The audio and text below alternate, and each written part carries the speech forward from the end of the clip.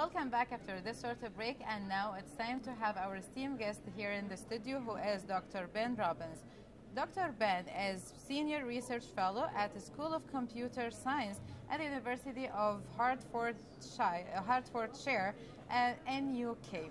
Dr. Robbins' qualifications and many years of work experience in two main disciplines, the computer science since 1980 and dance movement therapy since 1992. Very long years, lots of experience and lots of dedication to this area of research. Good morning, and we are very glad to have you here. Good morning. Yeah, I'm happy to be here. Yesterday you delivered a presentation. This presentation was entitled Robots as Therapeutic Tools, Encouraging Communication and Social Interaction Skills in Children with Autism. Firstly, why you chose robots? We know that children with autism have difficulty to understand facial expression, and we have smile in one context mean for us one thing, smile in another context mean another thing. We use our eyebrows, I use my hand. All this can be very confusing to people who cannot understand facial expression or understand other people's intention. Using robot, we can simplify everything. We developed a robot, for example, a humanoid robot, a small childlike robot, that is human features but simple, not many features on the face, very basic expression, so it's the children feel it's simplified, it's repetitional, they have no surprises, and they feel safe, and we found that they interact with the robot much more than children who even don't look at your face. Immediately come to the robot, hug it, and explore the face and explore the... Did you already implement the robot thing, for example, with communication with the children of Yes. autism, or is it still a theory and research? No, it is still in the research stage. We worked, Professor Kerstin Dortenan started the Aurora project in 1998, so far back. I joined in 2002, and nobody in the world did at the time robots in children with autism. So we had to start from scratch, so to speak. And over the years, we worked with several robots, mobiles and small dolls. And in 2006, we developed our own robot, Caspar.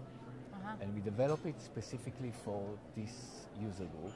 And how many robots you are using right now? At the moment, we have 20 of them. The first few years, it was us, the researchers, going to school, sitting with the children and doing the research. The last 3 years, we did some fundraising, we got some more money, we developed 20 of them, and we give them on loan to schools and to family homes, and for them to use themselves, with our guidance, with our help and our support, of course. And then we get even more data and more ideas, because they know how the children better. We know the robot, they know the children. And we try always to develop according to the needs, or to support what they do in the school, to support what they do at home. And we developed all the robot behavior to support these activities. And the robots can only be used with the children with autism, or can we expand? We have a lot of inquiries from many other user groups, and we found that, for example, people with speech impairment, the robot, or children with speech impairment, we've seen children with autism also with speech impairment, that the robot encouraged them to speak because they like the robot so much. They try to imitate the robot speech, and the robot can encourage them to speak. We had one robot in children's hospital in Macedonia, in Skopje, and they working specifically with really severe low functioning children with autism with speech impairment. So they're working specifically about speech. So it's not only children with autism. We know that language impairment, it's even wider population than children with autism. One thing I didn't say before when you asked me why robot, and I want to make the point, the robot, they're not instead of a person, not to replace human interaction. On the contrary, we call it robot as a mediator. We try to find ways how the robot can encourage the children to interact with other people, either a researcher, a family member, another child, This is much more important. The human-human interaction much more important than the interaction with the robot. Very true. Very true. And my last question for you is that your expectation for the future regarding using robots to enhance the communication skills with the children, for children with autism. How do you see it in the future? I have so many case studies that shows how it's possible. I mean, every child is different, but the children has abilities. I have examples, like yesterday I showed an example of child who never, in my session with him for 6 weeks, he never spoke, he just pointing. The teacher, he don't speak to the point. But the last session he started to speak, which means he had the language. I didn't teach him to speak.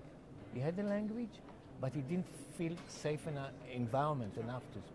But with the encouragement of the robot, it's happened. And I have many different case studies like this that show the potential. So my hope is that in the future there will be, we're now in a stage to bring it into, we're still looking for some more funding to bring it into what I call market ready. So companies will be able to take it and reproduce it. And we are not business people, we are a university. But we need to bring it to a stage so the hope is to see it available for the public, of course. Inshallah, we will see it available everywhere. By this, we came to the very end of our interview for the day, for now. And now we would like to thank Dr. Ben Robbins for this innovative way of enhancing the interaction skills for people, for children with autism. Now it's time to go for a very short break, and then we'll be right back. Stay tuned.